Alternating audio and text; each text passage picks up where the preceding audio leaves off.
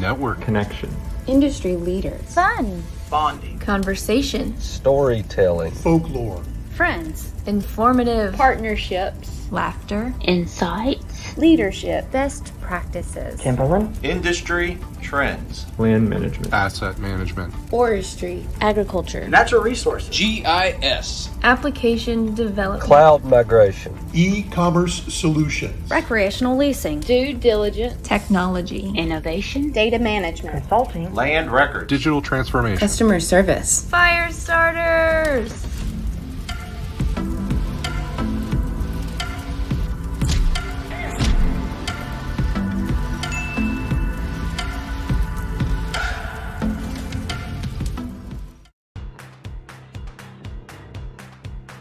I believe that's economic stimulus grant. Eat, sleep, and grow. Who doesn't know that? Epic Summer Games. Electronic sound generator. I got it. Environmental Stewardship Grant. Empty salt grinder. Everything sounds great. Oh, wait, better yet, eggs, sausage, and gravy. Electronic sports gaming. ESG stands for Environmental, Sustainability, and Global Impact. Normal people like myself who are just everyday street gangsters. That means earth, sky, and gray. Essential surfing gear. Oh, I'm sorry. Did someone ask what ESG was? It's environmental social governance.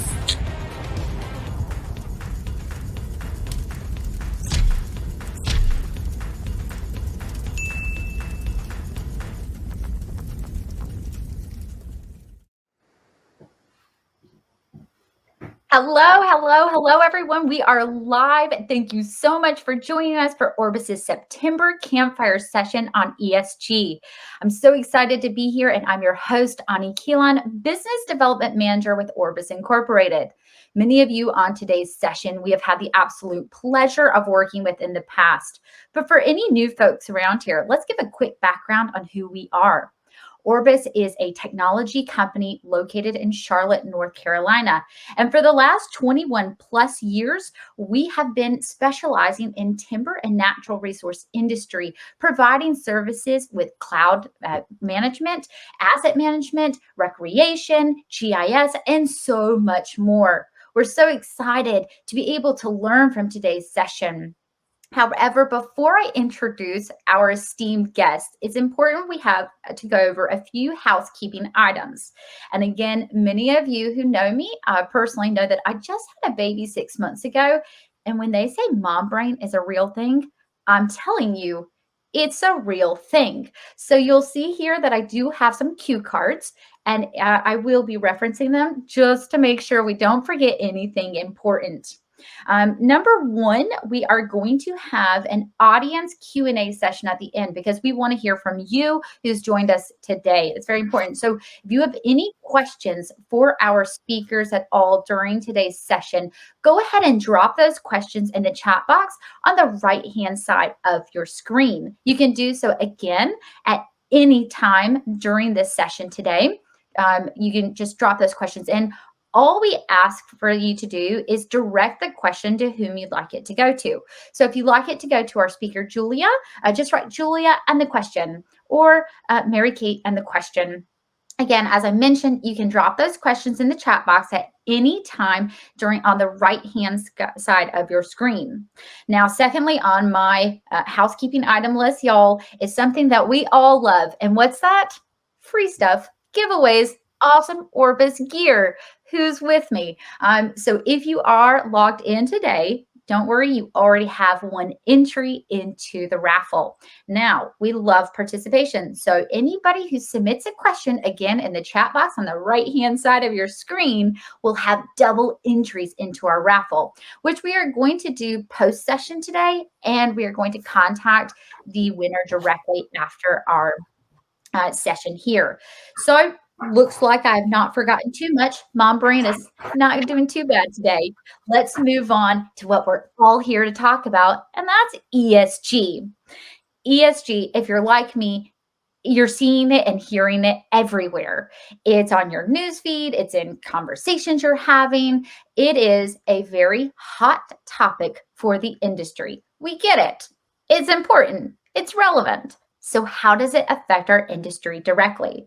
And that's why we are absolutely honored to have our esteemed guests, the best in the business, joining us here today.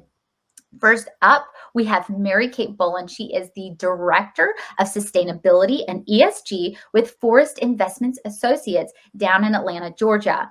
MaryKate has over a decade of working with ESG. And when I say she's committed to ESG, people trust me, she is. She has joined us after, or should I say, in the middle of her move across country, all the way from San Francisco to Atlanta. And she is here to talk to you guys. MaryKate, it is an honor to have you, and thank you so much for being here. Thanks so much, Ani. It's great to be here. And frankly, having come from California, it's pretty exciting to get to have a campfire again after the drought sessions we've been in. So I'm pleased to join a virtual campfire. Oh, thank you so much, MaryKate. And MaryKate is not alone, y'all. She is also joined by Julia Grant. Many of you know her in the industry. She is the Director of Policy, Partnerships, and Sustainability at Green Diamond Resource Company. Julia has led and participated in innovative environmental, business, and community impact initiatives for the last 20 years across the Western United States. So when I say she knows what she's talking about, people believe me, she does. Julia, thank you so much for being here. You are welcome. I gotta say, it's delightful to be able to sit around a campfire and have conversations about ESG and other fun forestry topics. Thanks for including me. Oh, Julia, we wouldn't have had it without you. MaryKate, Julia, thank you guys so much again for being here. Guys, we are going to start today off diving in to a phenomenal presentation with Julia. As everyone saw from the beginning of our video today, ESG can mean a lot of things, whether it's egg, sausage, and gravy, or your everyday street gangsters. But you know, Julia, what are we really talking about when we say ESG? Well, I'm going to hit on that once we get going on our presentation.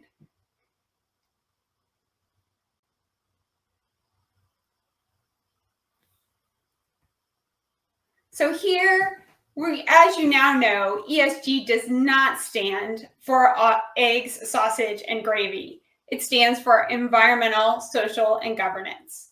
The three broad categories of interest for considering all those intangible metrics that impact the long-term sustainability of an organization and its brand value. Next slide. The term was first coined in, the term was first coined in 2005 in a landmark study called Who Cares Wins? Investing for Long-Term Value. This came on the heels of the Enron scandal, sweatshop exposés, local water supplies being polluted by corporate interests. For the last 11 years, KPMG has completed a survey of sustainability reporting. And in their 2020 survey, KPMG found that 96% of the largest 250 global companies are now publicly reporting on sustainability performance. The Global Reporting Initiative, also known as GRI, is the most commonly used standards for these companies. The GRI contains ESG criteria that assists companies in measuring their impacts in various categories, and it encourages transparency and then year-over-year improvement. ESG is not always known as ESG. Some may call it stewardship or sustainability, impact or citizenship. It all depends on the terminology that resonates with a particular organization and its stakeholders. For the forestry sector, ESG builds on many of the data gathering, process, and policies that we have already embedded in our business, such as SFI, FSC, PEFC, chain of custody, and life cycle analysis. Next slide. Yesterday, as I was prepping for this presentation, I noticed an article on the front page of the wealth management section of the Wall Street Journal titled, "The Race for ESG Investors Heats Up." It was a reminder of how pertinent our discussion is today.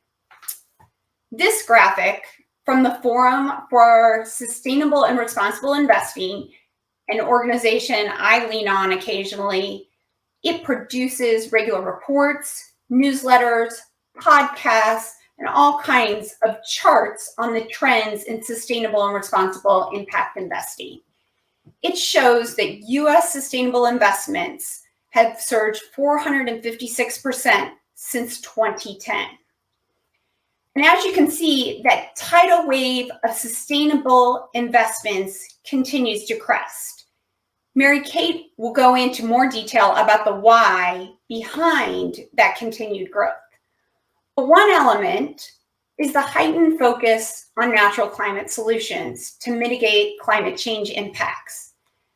Natural climate solutions are the conservation, restoration, and improved land management actions that increase carbon storage or avoid greenhouse gas emissions across landscapes. Forests are one of the least expensive and most readily available natural climate solutions. The interest in forests as an investment to hedge against climate change is real, and it will continue to grow. This interest will keep many of us busy sharing key ESG metrics with a range of stakeholders for years to come. Next slide. Materiality. Materiality, as described by the GRI, the Global Reporting Initiative, is identifying and assessing those topics that have a direct or indirect impact on an organization's ability to create, preserve, or erode economic, environmental, and social value for itself, its stakeholders, and society at large. Stakeholders. Who are these stakeholders? Stakeholders are investors, they're customers, they're employees, they're elected officials, and the communities where we work and live. They all want proactive companies who are improving their business by integrating ESG factors into business strategies. Companies undertake a materiality assessment because not all ESG issues are relevant to every business due to different sectors, different locations, different sizes, different geographical footprints. There are hundreds of ESG issues out there, and a materiality assessment enables a company to focus on those issues that are most material to the long-term sustainability of a company. A materiality assessment is the backbone of shaping ESG strategy, targets, reporting, and then that continual improvement piece. When you do a materiality assessment, you have to craft questions and select stakeholders to be effective. It's a little bit of an art and a science because you want to gather input that genuinely helps a company make decisions about their ESG priorities.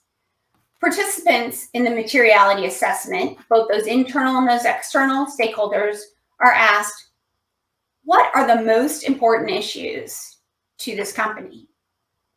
And what are the most important issues to you as a stakeholder? Companies who are serious about melding ESG and business strategy will conduct these materiality assessments on a regular cadence every few years, just to stay abreast of the rapidly evolving ESG topics. And in my experience, I have seen topics that weren't even on the ESG topic list one year become one of the most material topics a few years later. Next slide. Here's an example an example chart of what ESG topics might be most relevant to those in the land asset management space. In the environmental bucket, you might have chemical use, water management, biodiversity protection, GHG emissions, and climate change. While in this social category, community relations, health and safety of employees, working conditions, charitable giving, and employee training.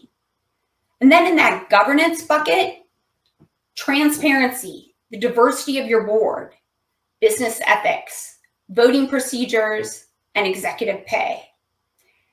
And as you look at this chart and you think about your business, I'm certain there are other hot ESG topics that come to mind that aren't on this list, but are probably material to your business. Next slide.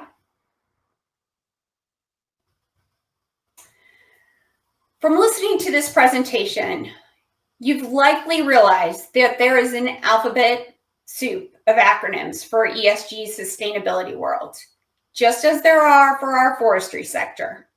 And as a parting gift, I wanted to provide you with a reference sheet of what some of the most regularly used acronyms are.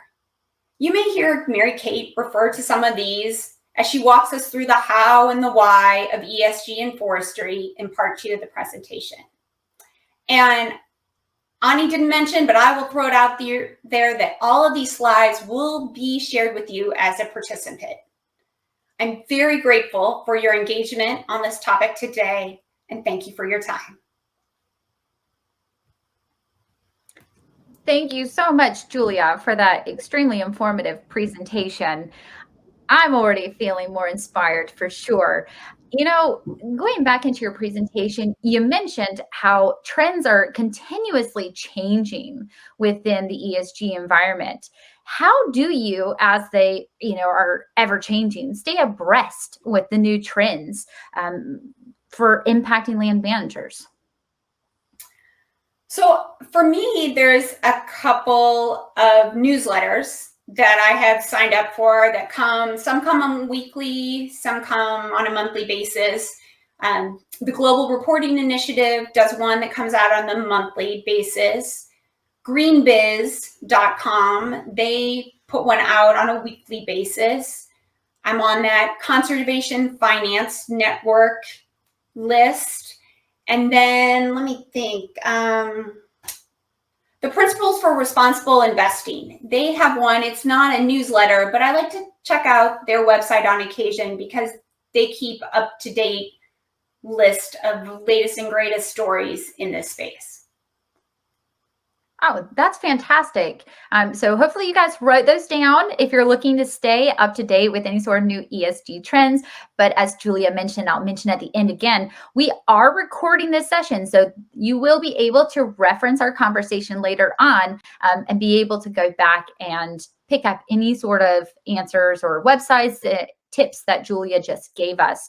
Again, just a reminder, if you have any questions, follow-up questions for Julia from her presentation, you can go ahead and drop those in the chat box on the right-hand side of your screen, and we'll try to get to as many as we can at the end in our audience Q&A session.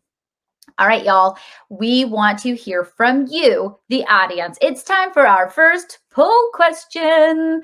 Okay, you will see it start to pop up on your screen, but I'll go ahead and give you a little sneak peek. The question is going to be, which of the following environmental factors do you think timberland organizations should prioritize first?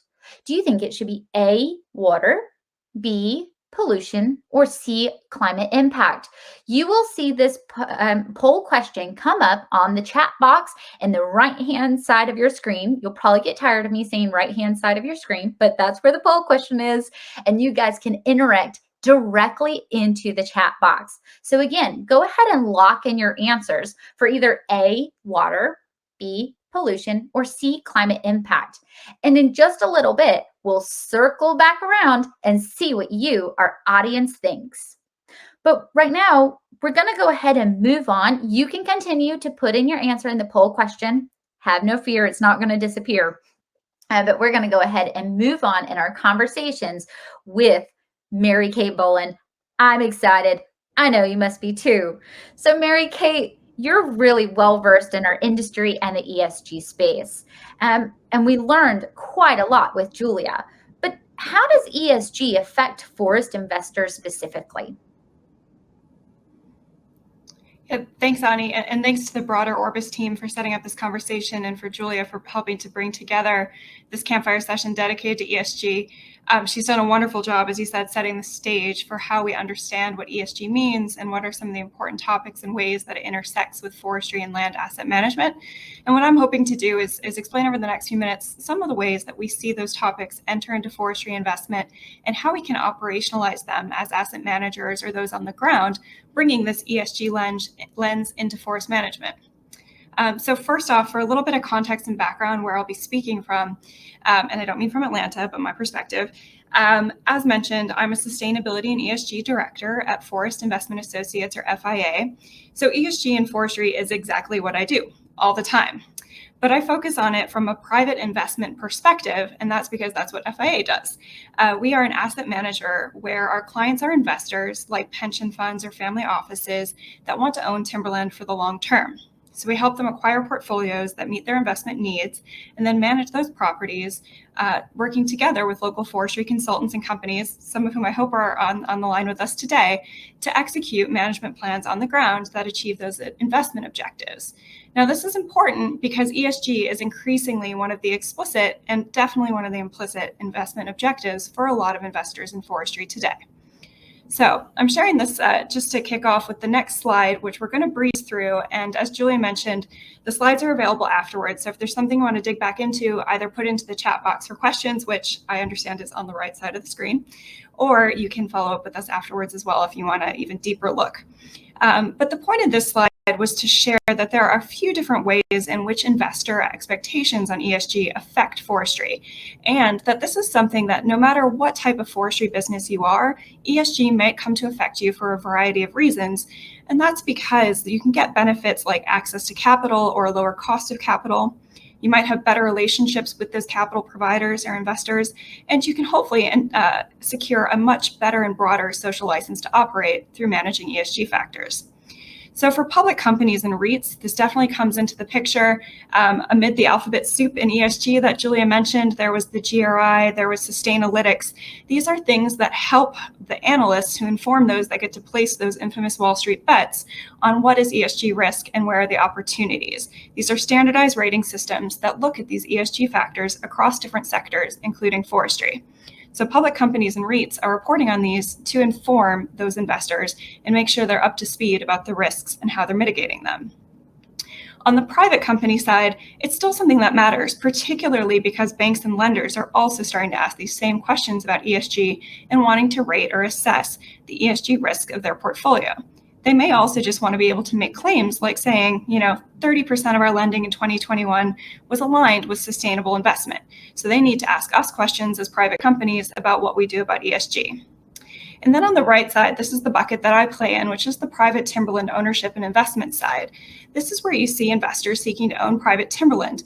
And as I hope you're getting a sense of through this conversation, ESG matters in forestry are really tangible, real-world things like water management, like biodiversity, like climate impact, like pollution, and the jobs that come from the forest sector. These are real-world ESG things. So investors increasingly want to know, because their direct relationship owning these assets, what are the impacts they're having, what risks are they exposed to, and what good can they do through owning forests. So on the next slide, you'll see how this plays out in a little bit of a graphic. You start to think about that last thing. What do investors want to know about ESG and what it means for their investments? I love this graphic because it shows there's a real spectrum of activities and ways we can think about forestry. I have a bit of a quibble with it as well. On the left side here, you can see what they're calling conventional forestry. And there's a bit of a suggestion that conventional forestry is super duper bad. Let's call this instead kind of old school or exploitative forestry, where there are really minimal thinking about environmental considerations and management. It's going to put that aside on the left side of the spectrum. In the middle, which is the bucket that I hope and believe most of us on the webinar today play in, is sustainable forestry. We are all there and to the right. This is sustainable forestry where you have things like a long-term management perspective coming into play, where forest certification is increasingly used and relied upon as a third-party verifiable way to show that you're managing ESG factors, and where we also start to see people are reporting on some of those GRI, that's the alphabet soup for the Global Reporting Initiative, or other types of ESG metrics and data. That's something that good sustainable forestry is doing today. On the right side is where things start to get even more interesting and a little bit more complex from the ESG side. And this is what's being called impact forestry, or even just impact investing in forestry. So we've talked today already a lot about ESG, but not about impact investing. And that's a term that you might also hear out there used in similar circles. Now, the difference with impact investing is where you have an intentional desire through the investments you're managing to create an environmental benefit or a social good or service. Now, that intentionality of creating goods for the environment or society through investing, that does not mean that you're not making a good, smart financial investment. Impact investments also occur on a spectrum. They can be fully market rate seeking, really commercial deals that also have good environmental outcomes. Or it's true, in some cases, we have investors who are willing to give up a little bit of their financial return as long as they're pursuing and hopefully achieving those environmental, social, or governance outcomes. So I really like this spectrum for keeping in mind that, we're in the same way that forestry as an industry has evolved over time and continue to improve in our own sustainability, that same lens is being applied to the way investors are thinking about both ESG and impact in forestry. Unfortunately for us, it also then translates really naturally into what we do on the ground and throughout forest operations and asset management.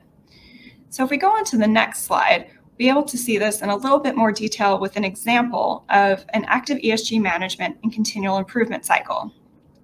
Now, we've got a lot of folks from different corners of forest, ag, and land management, I believe, on the webinar today. So hopefully the idea of a continual improvement cycle is something that's really natural to those of us who work within a variety of management systems.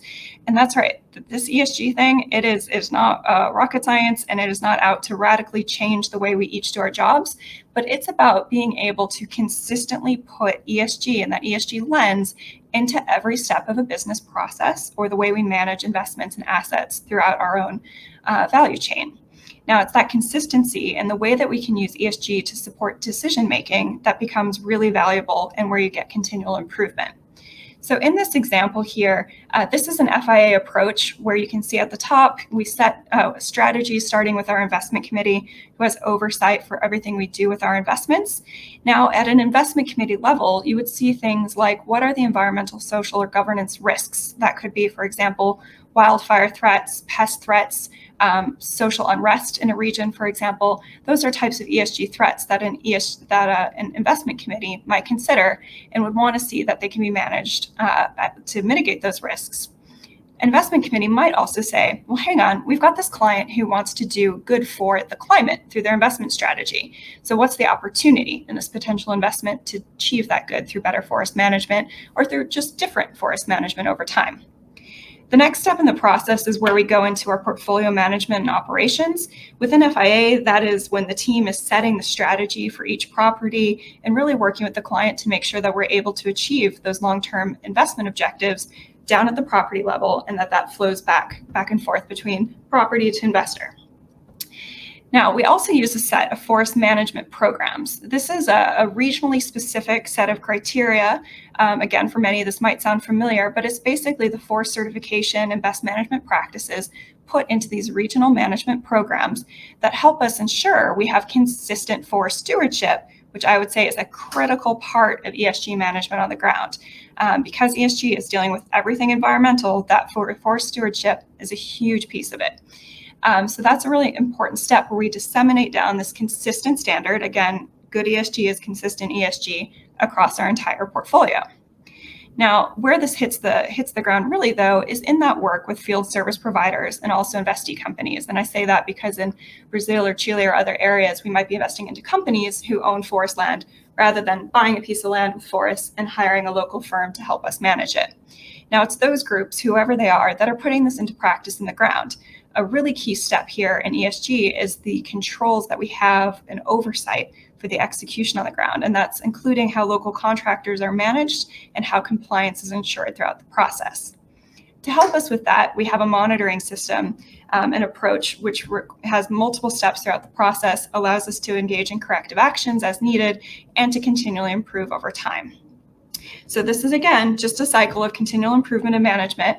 I want to emphasize that that is exactly what ESG should do. It should fit into a cycle of continual improvement. So you're identifying risks and opportunities, figuring out how to manage them, working with your property managers or portfolio companies and field service providers to do that, and then assessing how you've done and going back and setting strategy again to improve over time.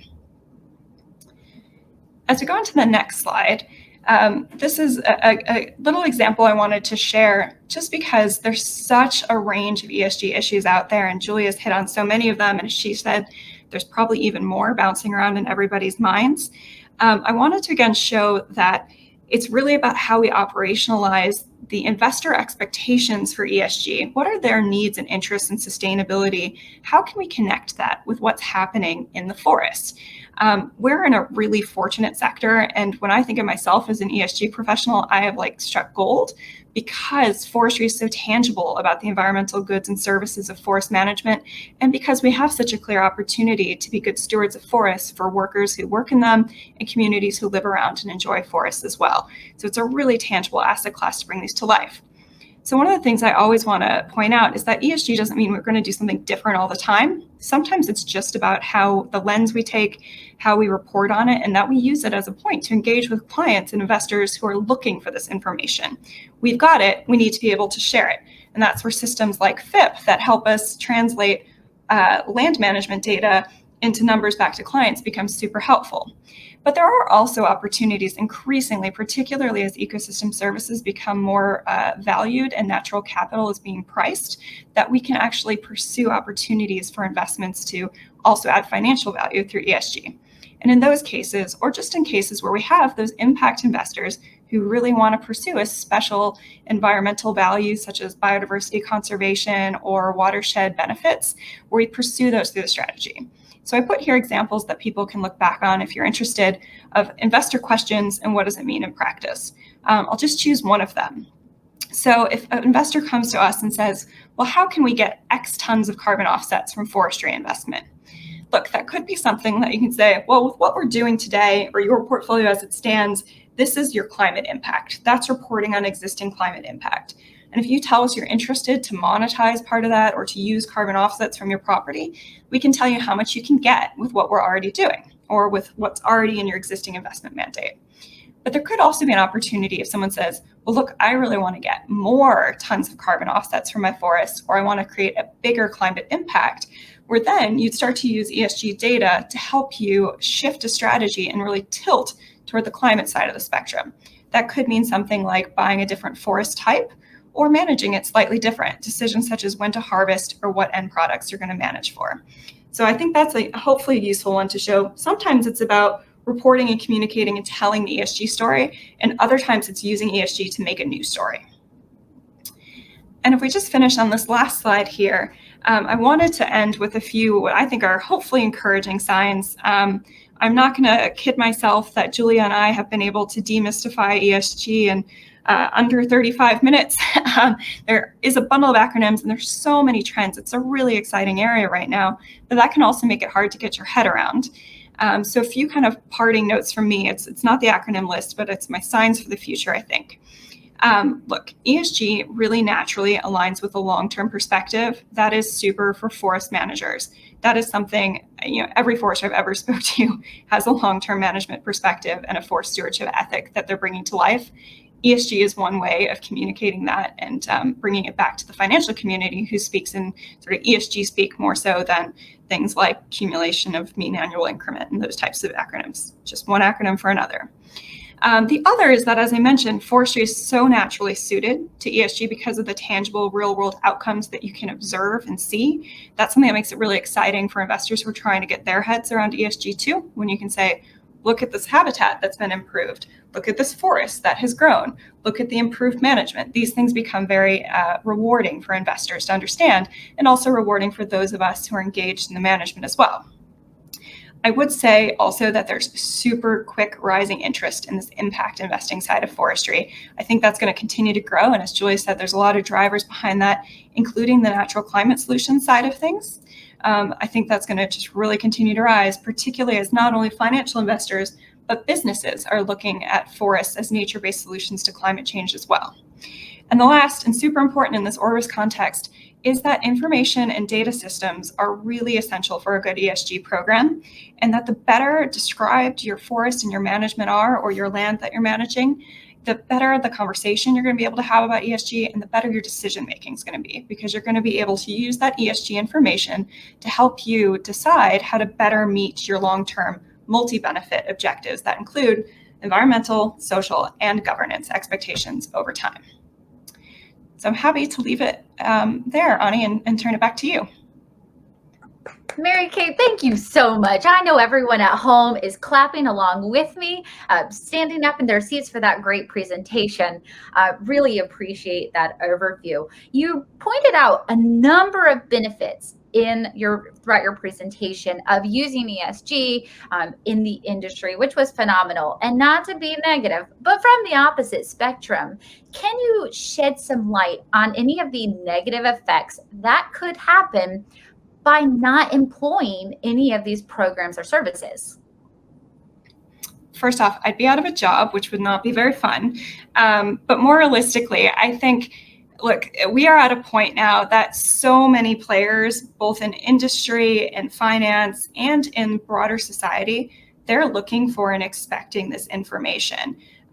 We have, clients who have been invested with us for more than 20 years who did, they invested with us before ESG was a term. As Julie said, it came up in 2005.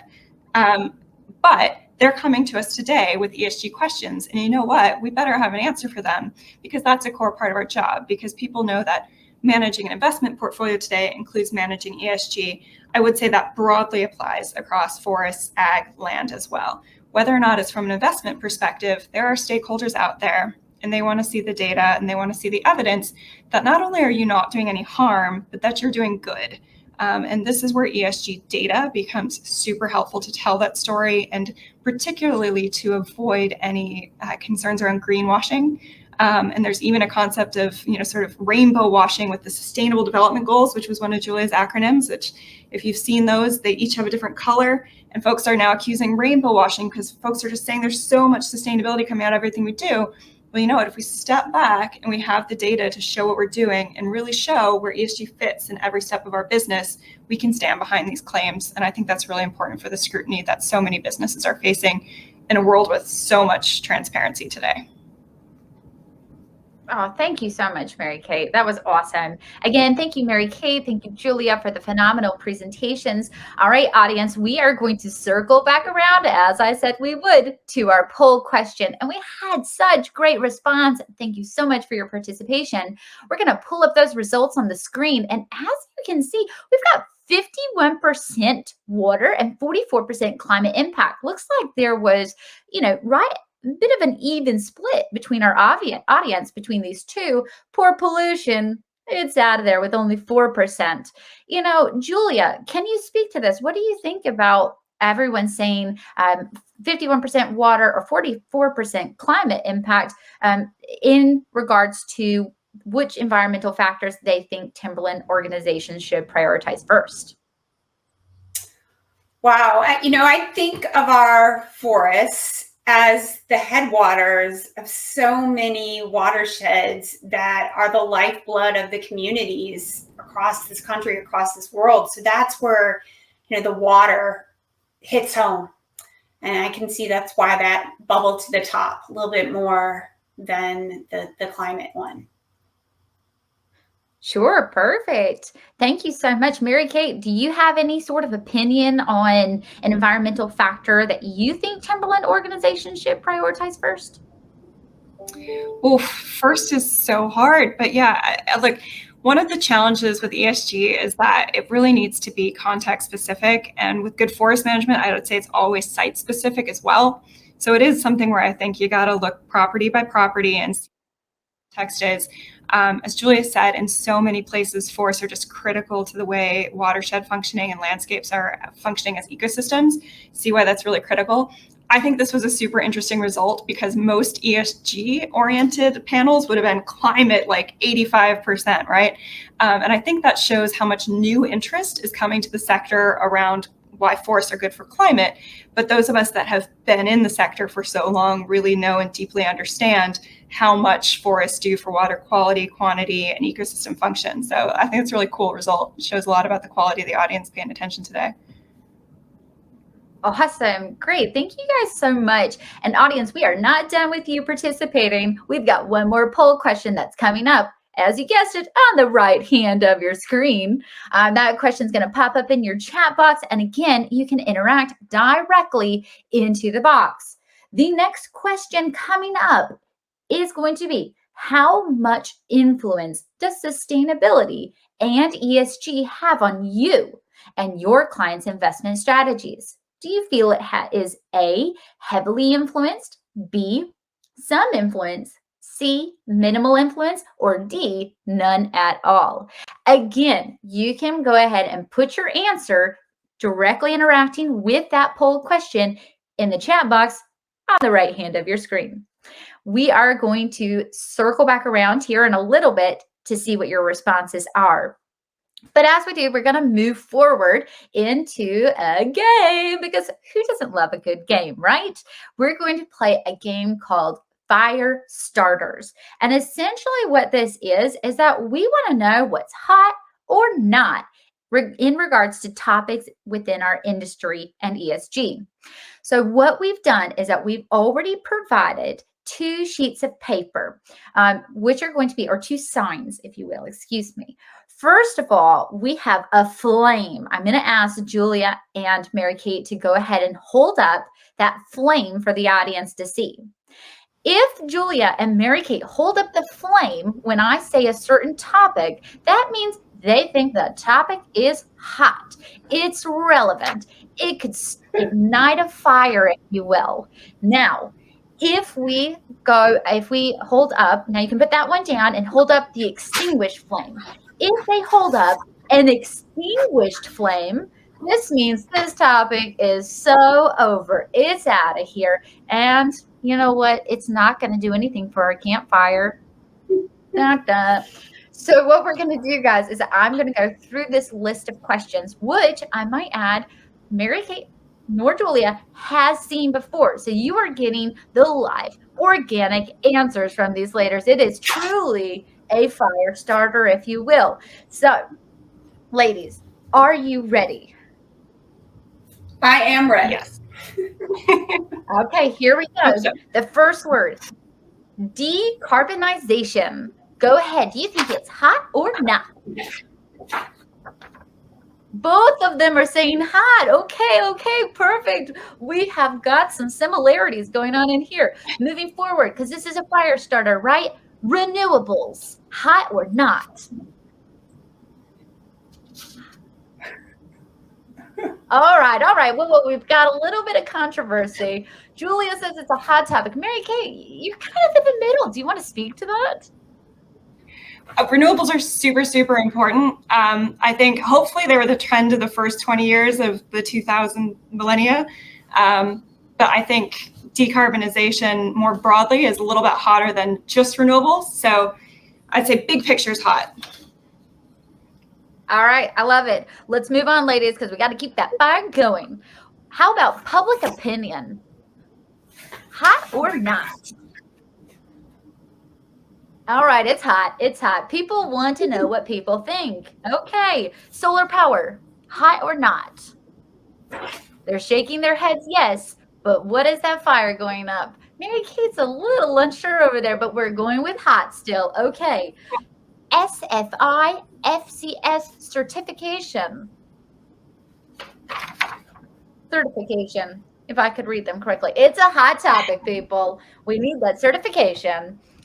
Keep on. We've got Clean Air Act. Is it hot or not? Oof. What are you doing? Whoa. As you can see, It's not. Both of them not. Okay, Julia, let's hear from you. Why is this not really a hot topic at all? Oh, I will say, clean air and the Clean Air Act are highly important to us as U.S. citizens, or those of you who are, air sheds are important, but I don't, it's not one of these hot topics, showing up on news feeds daily. It's not one that we fret is going to unravel by Congress or the new administration. So that's where I would say it's maybe not bubbling to the top. Okay, I love it. Let's do a couple more before we move on. How about old growth logging? Is that a hot or not topic? Again, that's old growth logging. From MaryKate, but Julia thinks it's a hot topic, MaryKate. We're coming over to you. Why is it not hot? I think it depends which way we're looking at it. Is it controversial or is it a popular hot topic? I am a big believer that with today's intensively managed plantation forests as well as existing production forests, we should be trying to do as much as we can to spare old growth logging. And I think what's hot is focusing on productivity in existing production forests and letting the rest be. Perfect. All right, ladies, one more. Get those signs ready. We are looking at endangered and extinct species. Hot or not? All right, we love the animals. This is good. What a great way to end. Who doesn't love a good animal? All right, ladies, thank you so much for playing in our game of fire starters of what's hot and not in the industry. We're going to keep moving on because we do want to have some time to hear from you, the audience. Of course, those questions are important, and we want to make sure we get as many as we can answered during our time that we have available. We are circling back over to our second poll question. Again, that poll question was, how much influence does sustainability and ESG have on you and your clients' investment strategies? Looks like the poll says we have 68% with some influence, 23% heavily influenced, 5% minimal, and 2% none at all. Interesting. So we're looking, most are having some influence. I guess that's growing. MaryKate, can you speak to that of your opinion? Yeah, Ani, I think it's evolving and it's changing. And one perspective here is that ESG is also part of a global industry and a global movement that's going around. So it's hitting different corners of where we all work in different sectors at different times and speeds. And I joined FIA only 6 months ago, and I know from chats with our portfolio managers, some of the existing clients that weren't asking questions last year have started this year. So it's filtering into more people's day-to-day jobs, just coming up a bit more regularly all the time. So I think that'll keep growing. Oh, phenomenal. Julia, anything you'd like to add? Not at this point. All right, well, let's move on because guess what? We've got those questions coming in. Thank you guys so much, audience-wise, for participating. We love it. And it looks like we're going to have our first question is going to MaryKate. It's from Matt Purdy with Campo Global. And he is asking, what role do you see forest certification playing in the future with regards to providing reporting and monitoring the climate solutions forests provide? That's a great question. Thanks, Matt. Look, I think obviously the certificate, well, obvious to some, I suppose, the certification systems are trying to get in on the action of climate solutions for sure. And we've seen, FSC has an ecosystem services procedure where you can get your climate benefits also audited and verified. And here in the US, SFI is moving into integrating climate smart forestry right into its standards and requirements. So I think they're going to play an increasing role there. One reason why I think they're really important, though, is because a lot of the investor base has taken up the belief and understanding that forest certifications are really helpful third-party assurance on the underlying management. And when it comes to our investor clients, some of them have specialist forestry experts that have the time to dig into their portfolio and know it inside and out. But most do not. And so being able to have that third-party stamp is super helpful. If that stamp is also going to encompass climate impact under the banner, all the better. I think that's a step forward in meeting investors' growing needs. Fantastic. Thanks so much, Mary-Kate. All right, we've got another question coming in from Clarence from Orbis. He's asking Julia, under the examples that you gave for governance, which is the most challenging or controversial since we're dealing with the government after all? Oh, I guess when I think the governance is how the organization manages itself. It's not necessarily the government regulations or policies. So in regards to the ones that I had listed, I would say the diversity on boards is one that we're hearing quite a bit about. We're hearing it in the natural resource sector, ag and timber, but we're also seeing and hearing that in a lot of corporations. Like, what kind of diversity do they have on their boards? Who is coming from a variety of perspectives, different genders? Just what kind of input are they taking in as they look at the long-term sustainable management of these companies? And it's been proven that when you have a more diverse board, you have a more profitable organization, a more resilient organization. So I think that one is where there's we're slower to change. It just is a little bit more difficult. Yeah, absolutely. All right, we're going to follow up that with a question for Mary-Kate from Rosalie Carnham. She's asking, what software programs do you recommend to help capture these metrics? Rosalie, glad you're with us. Thanks for the question. Look, I think it can happen through a lot of different types of programs. And what we're seeing right now is from the investment manager perspective, kind of trying to filter in investor expectations and seat that into something that works in forestry, resource management software, and other things. Obviously, a FIP-like platform is one good option for that. What I think is important to note, though, is the increasing hope that we can standardize across systems to some extent so that we're able to really compare apples to apples. This is something we keep using that GRI acronym that Julia first shared with us, the Global Reporting Initiative. They've tried to standardize the types of metrics for ESG that are used. I have spent a long time trying to take standardized metrics and make them fit into forestry, and you have to tweak stuff a little bit to try and make that work. I think what's important is just making sure that everyone's clear what the definition is in whatever software system, whatever attribute you want to check through GIS or other layer. Get your definitions consistent so that if you've got multiple regional managers or multiple forest managers, they're all putting the same thing into the system. You're able to manage it really consistently. And then having access to it so people can play with that info. So those are things that look for in a system rather than saying which systems are probably the best ones to go with. Great answer, Mary-Kate. Mary-Kate, Julia, I cannot thank you enough. I know that everyone at home is just clapping their hands and just so thankful that you have joined us today and been able to give us an introduction to ESG and help us wrap our brains around this, popular topic we keep seeing everywhere. So thank you, ladies, so much. And audience members at home, thank you for being here today. We appreciate you just as much. So guys, just a reminder, as we mentioned earlier on, this video has been recorded today. And so we will be posting it on our YouTube and LinkedIn pages following this session. You will see a reminder once it is posted. We will put a link on our LinkedIn page. So you guys will see that coming out there.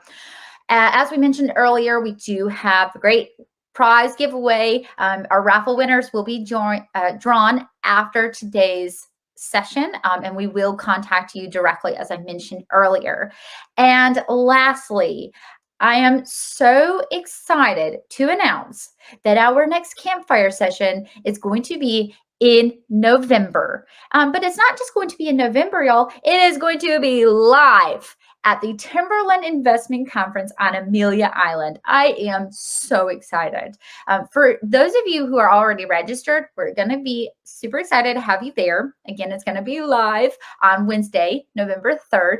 If you have not registered already, we are going to drop that link. Last time I'm going to say it, people, in the right-hand side of your screen in that chat box. So you can click the link that we're dropping there now and register for the Timberland Investment Conference. Now, if anyone is not going to be there, but still wants to join our campfire session, you can absolutely still join, and you can do so because we are going to be streaming it live as well. I know I'm excited. You must be excited too. So you guys can sign up through the registration as we have done previously. We will send out email notifications. And of course, you're probably wondering, what's the campfire session going to be on? Well, the hot topic of cybersecurity. So make sure you're there November 3rd, whether it's live in person or virtual. That's all we have today, folks. I can't thank you enough. MaryKate, Julia, once again, thank you so much for being here. It's been an absolute pleasure having you. We'll see you all next time at our next campfire, November 3rd, live on Amelia Island at the Timberland Investment Conference. See you there.